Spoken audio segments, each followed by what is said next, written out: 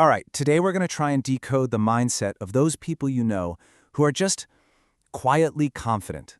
The ones who seem to operate on a totally different frequency. They're not chasing trends, they're not looking for the spotlight. In this explainer, we're going to dive into the psychology behind that private, independent mind. So, let's get into it. Really think about it for a second. We all know someone like this, right? They never post pictures of themselves online, they couldn't care less about the latest fad, and they seem totally fine just being on their own. In a world that is practically screaming for everyone's attention 24/7, they just stay quiet. So what's the deal? Is it just shyness, or is there something much, much deeper going on here? Well, if you look at the psychology, it turns out this isn't random at all. It often points to a really grounded, self-aware, and emotionally intelligent mind. One that values privacy way more than popularity and authenticity over getting approval. And just to be clear, this isn't about being antisocial or anything like that. It's about having a deep sense of security that comes from within. Okay, so let's start by looking at the outward stuff, the actions these people take, the ways they consciously put up a filter to block out all the social pressure and noise of the modern world, all to protect their own mental space. And this, right here, gets to a huge difference in what motivates them. You see, so much of our world runs on external approval. The likes, the comments, the social proof. But the independent mind, it runs on internal validation. Their sense of self-worth comes from inside, so they just don't feel the need to broadcast their entire life to feel good about it. And you can see how all these traits are connected. People who resist trends aren't just trying to be different for the sake of it. They're actually processing things on a deeper level. Instead of asking, hey, is this popular? They're asking, does this actually make sense for me? It shows they value how something works over how it looks. And they're really protective of their mental energy for the things that truly matter to them. And here's the key psychological idea that ties this all together. It's called an internal locus of evaluation. Now that sounds super academic, right? But all it really means is that your own judgment of yourself is what matters most, not what other people think. And that is exactly why someone like this would much rather have a deep, authentic conversation than a bunch of superficial chats that come with chasing trends. This quote just nails the core motivation. These folks, they get that a lot of the digital world is an illusion. Psychologists have a term for it: social comparison theory. It's that natural instinct we have to measure our own lives against the perfectly curated highlight reels of others. By just staying low-key, they're consciously opting out of that whole endless, anxiety-fueled cycle. They're choosing their own inner peace over putting on a public performance. So if they're rejecting all that noise from the outside, what in the world is going on inside their heads? Well, let's explore the complex inner world they're building instead, and you'll see it reveals some incredible strengths and some surprising vulnerabilities too. Okay, first up, let's talk about relationships.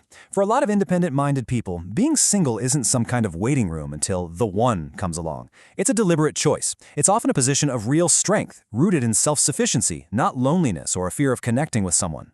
And when you actually break down the reasons why, a really clear picture starts to form. These individuals cherish their freedom. They've learned from past relationships, not by avoiding new ones, but by recognizing patterns to protect their own energy. And maybe, most importantly, they're already fulfilled by their careers, their friendships, their hobbies. So that urgency to find a partner, it just isn't there. And this, right here, is the core feeling. It's not about running away from loneliness. It's about being genuinely comfortable with your own solitude. Because when you're not afraid of being alone, you stop choosing partners out of fear or necessity. You don't need another person to feel complete, and that is a position of incredible strength.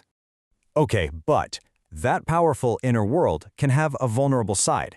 Sometimes that same incredible imagination that helps them be so independent can also become a coping mechanism.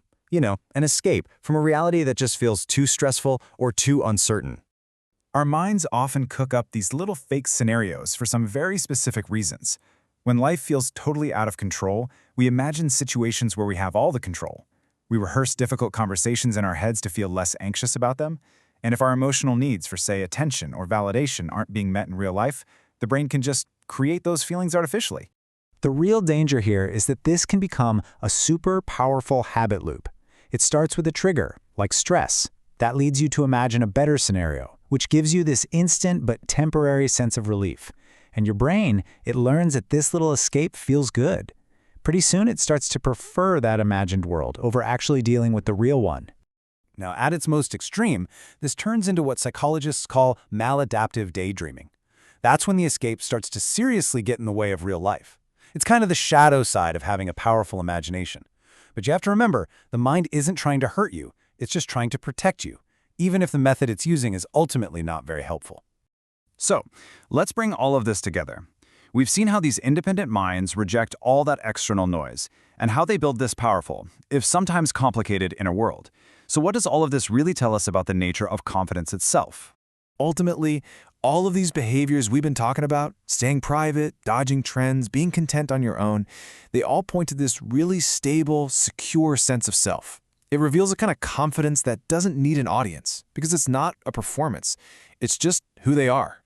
And this quote just captures that idea perfectly. Their sense of validation, that feeling of being understood and valued, it comes from inside, and maybe from a few really authentic connections. It's a huge shift away from needing the whole world to be watching to feel like you matter. And that kind of leaves us with one last question to chew on. In a culture that's obsessed with visibility and personal brands, we're all being pushed to be seen. But maybe, just maybe, the more fulfilling goal is to be truly known, first and foremost by ourselves. It's something to think about. Thanks for joining this explainer.